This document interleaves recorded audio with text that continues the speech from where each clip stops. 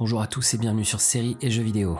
Je ne parle pas de films d'habitude, mais je commençais à désespérer de voir de bonnes adaptations de l'univers DC à l'écran ces derniers temps. J'ai adoré certains films du DCEU comme The Man of Steel ou Wonder Woman, mais tout ce qui a été fait ces derniers temps, à l'exception peut-être de Doom Patrol sur DC Universe, m'a profondément déçu. J'étais vraiment hypé par les annonces de la dernière saison de Gotham et cette confrontation entre un Joker très prometteur et construit de rien et un Batman naissant. J'ai attendu patiemment en regardant les épisodes un à un, j'ai attendu, mais j'ai eu que de la déception et tout s'est terminé quand j'ai vu l'affiche de Cameron Monaghan incarnant une espèce de sous-Joker maquillé au carton-pâte. J'adore l'acteur, je suis fan de Ian dans Shameless et pour moi la Fox a sali DC et l'univers de Batman. Par contre, je parle pas de film d'habitude, mais là, j'ai pas pu rater cette bande-annonce du prochain film produit par Robert De Niro et Martin Scorsese et qui s'intitule Joker. Et j'ai simplement pris une claque d'humilité et de talent.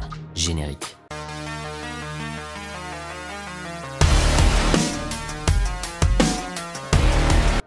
Comme je le disais, Joker est coproduit par Martin Scorsese et Robert De Niro et réalisé par Todd Phillips qui a également réalisé Very Bad Trip ou Starsky et Hutch. Rien à voir avec notre histoire, mais il est sur une série plutôt positive, donc laissons-lui sa chance. Concernant le film, on va avoir affaire à une origin story sur le personnage du Joker quelques temps avant qu'il ne bascule dans une spirale de violence et de folie. Dès le départ de la bande-annonce, j'ai pas pu m'empêcher de voir une ressemblance avec Phil Dunphy, le père de famille gentillet de Modern Family.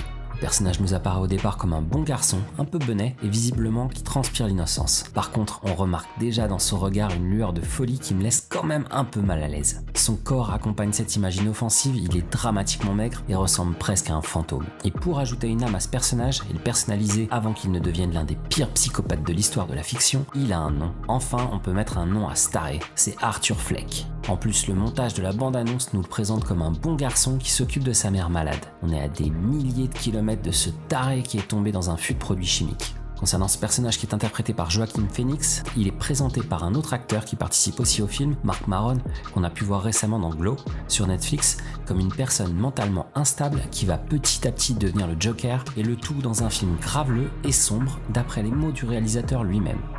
Au sujet de cette transformation, on voit qu'il est pas né psychopathe meurtrier de masse comme il le deviendra plus tard, c'est un bon garçon qui connaît une série d'événements traumatisants et dramatiques qui vont profondément modifier sa vision de l'humanité.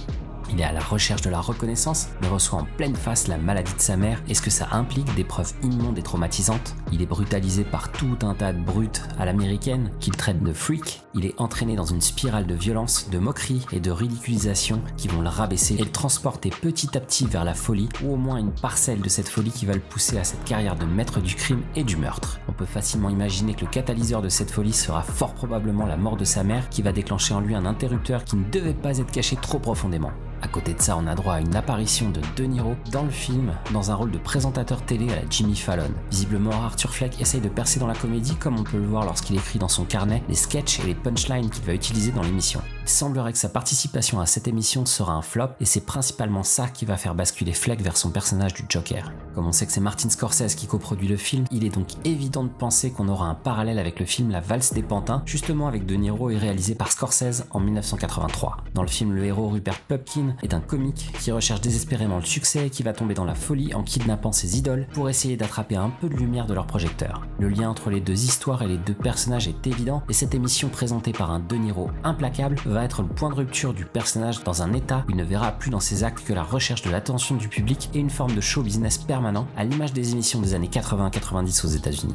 En ce qui concerne l'univers DC, et celui de Batman en particulier, on a droit à une série de références plus ou moins évidentes et certaines ne sont que des petits détails, mais d'autres sont juste énormes, histoire de nous remettre dans l'univers. D'abord, c'est la ville de Gotham elle-même qui nous frappe avec son côté sombre, triste et où règne la violence et le crime. Les détritus s'entassent sur les rues de la ville et cet aspect réaliste nous ramène bien sur Terre dans un environnement sans aucun espoir pour l'être humain. C'est ensuite l'hôpital d'Arkham et son asile qui nous frappe par son aspect imposant et froid avec des scènes de folie qui mettent même Fleck dans un état de peur et de honte. Après ces grosses références évidentes, c'est une scène en début de bande-annonce qui nous présente l'assistante sociale qui s'appelle Deborah Kane. Et là, on a droit à une référence à Bob Kane qui est avec Bill Finger, le créateur de Batman en comics, il y a 80 ans de ça, cette année. On peut remarquer l'apparition de Thomas Wayne à la télévision où il apparaît comme un homme charismatique, presque un homme politique sûr de lui et puissant. Et enfin, c'est Bruce Wayne lui-même qu'on voit dans ce qu'on peut imaginer comme la toute première rencontre entre Fleck et celui qui sera plus tard son principal ennemi. La rencontre se passe à l'entrée du manoir Wayne et Fleck essaye de faire sourire Bruce en forçant son sourire. Pour finir, on ne sait pas quelle version du Joker sera celle du film, et on ne sait pas non plus si le lien sera fait avec Batman, même si ce film avait été annoncé dès le départ comme un stand-alone. Mais en cas de succès, c'est évident que Warner et la DC vont raccrocher les wagons pour ramener cette poule aux œufs d'or potentielle dans un univers qui peine à convaincre le grand public, tout comme les fans de la première heure. Je finis par les deux éléments qui ont été pour moi marquants. C'est d'abord ce texte sur le carnet de notes où il est écrit « The worst part about having a mental illness is people expect you to behave as you don't », qui est certainement la reprise d'une phrase qu'il aura entendue en boucle et peut-être même de sa mère ou d'un mentor potentiel.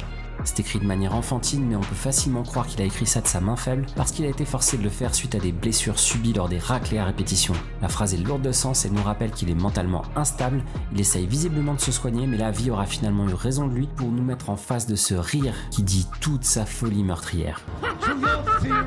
Ce rire met mal à l'aise, le visage est inoffensif, mais le son est tout simplement glaçant.